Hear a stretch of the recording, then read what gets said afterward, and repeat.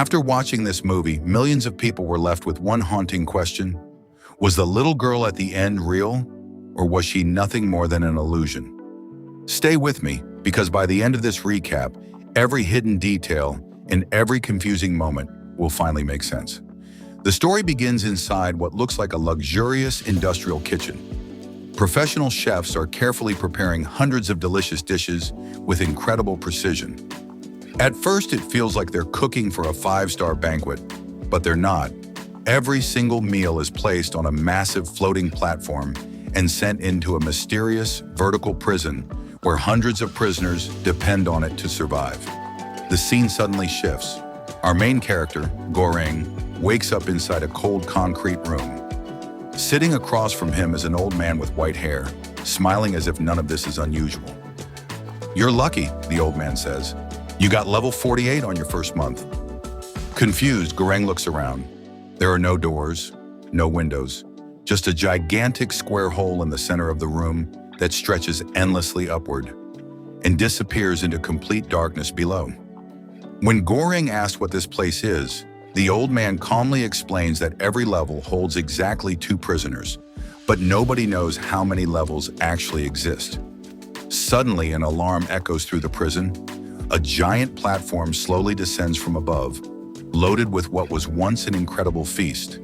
But by the time it reaches level 48, the food has already been picked over by dozens of prisoners above them.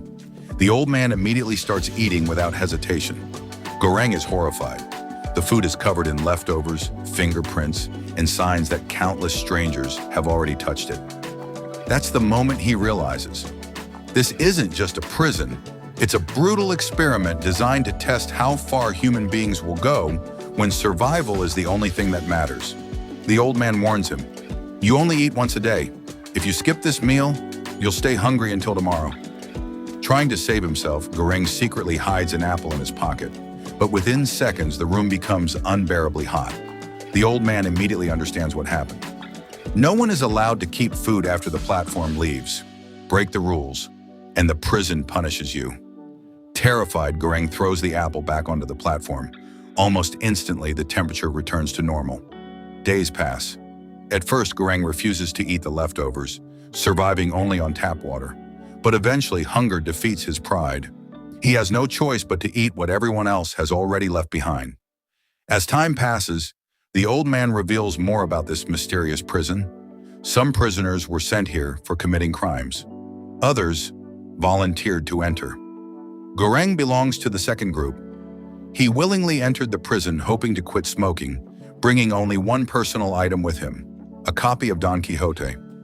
What he didn't realize was that this decision would become the worst mistake of his entire life. When Goreng asks how many prisoners there are, the old man simply laughs. "I've been here for 8 months. Every month they change your level. Sometimes you're on level 8, sometimes level 132, and this month, we're on level 48. At that moment, Goreng finally understands one terrifying truth. Writing. He says that delivering food below level 50 is almost impossible. Hearing this, Goreng is shocked. He asks, "If no food reaches the lower levels, does that mean people have to kill and eat their cellmates just to survive?" Every prisoner is allowed to bring one personal item into the prison. Just as Goreng brought a book, the old man had brought a razor-sharp knife. At that moment, Goreng realizes that if they are ever assigned to a lower level, the old man might kill him to stay alive. A few days later, a crazy woman rides down on the platform.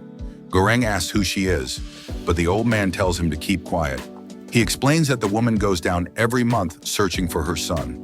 As the platform descends, 2 men drag the woman away.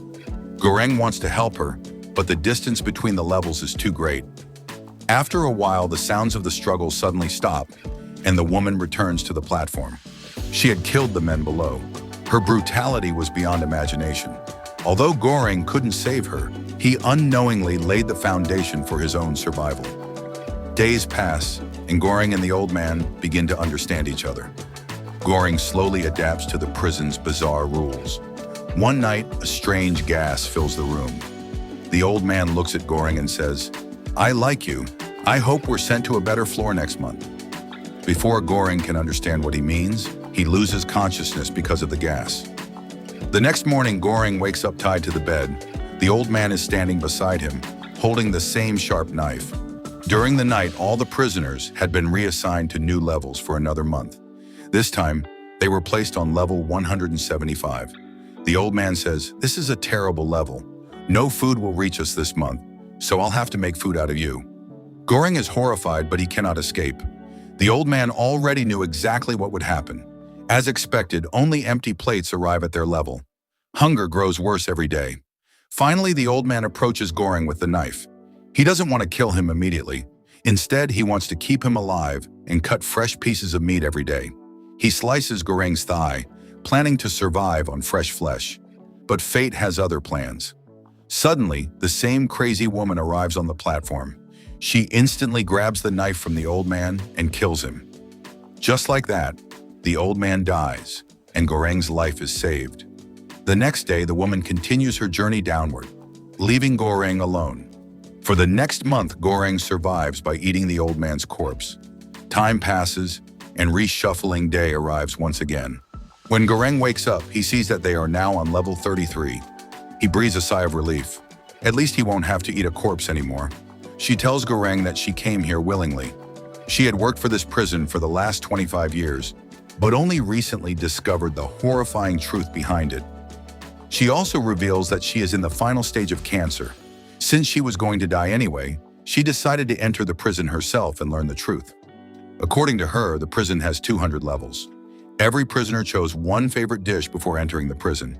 If everyone ate only their own chosen dish, there would be enough food for everyone. The real problem is that the platform serves food from the top down, leaving nothing for the people below. She believes the system can change if everyone shares the food. The next day, she begins asking prisoners to leave food for the lower levels. Goring doesn't believe her at all. By now, he understands human nature far too well. The prisoners refuse to listen.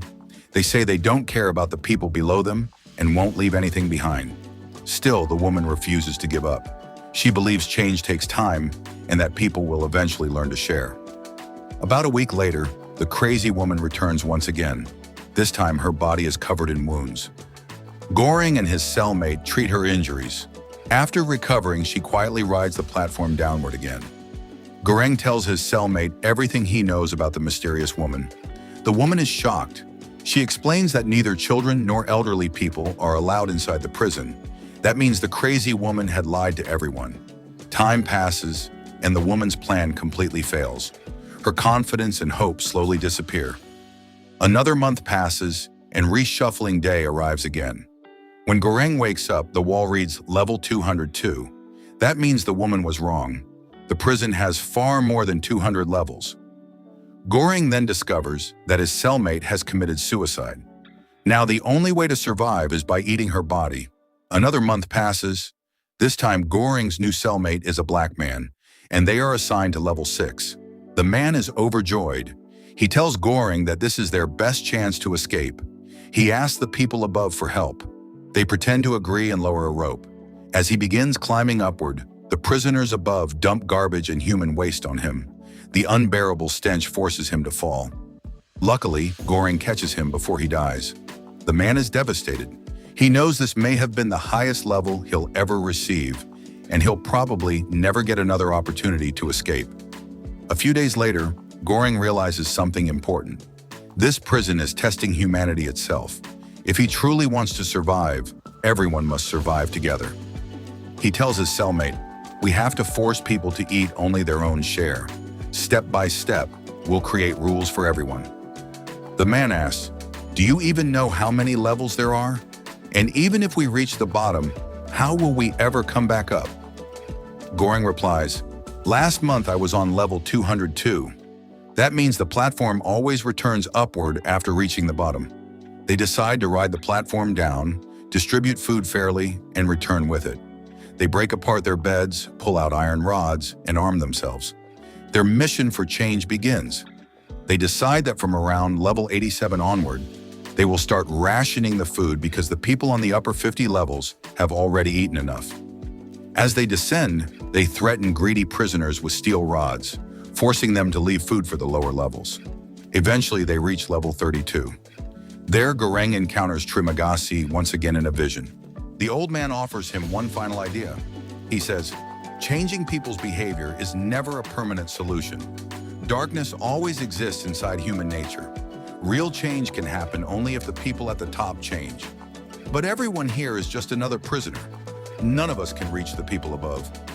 However, if one perfect untouched dish is sent back to the top, maybe they'll understand that it carries a message, just like a hunger strike.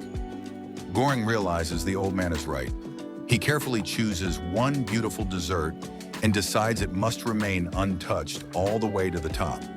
Then they continue their journey downward. The lower they go, the more violent the prisoners become. Bloody fights break out on level after level. During one brutal fight, Goreng's partner is stabbed. Goreng immediately kills the attacker and continues the mission. As soon as they passed level 50, the situation became even more horrifying. Dead bodies were everywhere. The fear of starvation had completely destroyed everyone's humanity. At one level, the platform didn't even stop because no one was left alive. Goreng realized that the calculation was wrong. The prison had far more levels than anyone had imagined. Finally, the platform stopped at level 333. Both of them were shocked. Why had it stopped here? Then they saw a small little girl. Before they could understand what was happening, the platform started moving downward again. The girl looked extremely hungry. Her eyes were fixed on the dessert that Goreng had carefully protected throughout the journey. Without hesitation, Goreng gave the dessert to the little girl. The strange thing was that even though they still had food on the platform, the room's temperature never changed. That meant the little girl was never registered as part of the prison system. After some time, the platform began moving back upward, but Goreng and his companion did not get back onto it. The next day, Goreng realized that his companion had died from the injuries he suffered during their journey. Now Goreng was completely alone. When the platform returned once again, Goreng placed the little girl on it, and she began rising toward the top. As Goreng looked below, he realized there were no more levels left. Then he looked upward and saw only a bright light shining from above. At the very bottom of the prison, a single beam of light could be seen far above. Suddenly, Goreng saw Trimagasi standing beside him once again. The old man smiled and said, "The journey is over." Without saying another word, Goreng stepped off the platform and disappeared into the darkness alongside Trimagasi. Meanwhile, the platform continued rising toward the top, carrying the sleeping little girl. Perhaps the real message was never the dessert. Perhaps the little girl herself was the message. And with that, the movie comes to an end. And that's the end of today's movie recap. If you enjoyed this video, don't forget to like, subscribe, and turn on notifications for more amazing movie recaps and ending explanations every week. Which movie should I explain next? Let me know in the comments below.